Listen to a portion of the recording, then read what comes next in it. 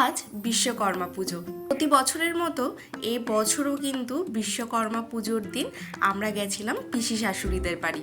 এই দিনে কিন্তু পিসিদের বাড়ি হয় মনসা পুজো, আর যাদের বাড়ি মনসা পুজো হয় তাদের বাড়ি তো অরান্ধন আছেই মাস।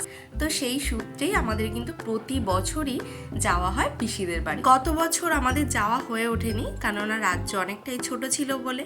আর এবছর আমরা যখন গেলাম তখন পুজো সবে কমপ্লিট হয়েছে। আগে গিয়ে মাকে প্রণাম করে প্রসাদ খেয়ে একটু বসতে না বসতেই বরমশাই বলল, আমার কিন্তু আজকে ডিউটি আছে, তাড়াতাড়ি বেরোতে হবে। তার কিছুক্ষণের মধ্যেই চলে এলো দুপুরের লাঞ্চ। দেখুন লাঞ্চে কি কি আছে। ছিল ভাত, 7 রকমের মাছ ভাজা, 5 রকমের সবজি ভাজা, তারপরে ডাল আর চাল কুমড়োর ঘন্ট, লাস্ট ছিল মিষ্টি।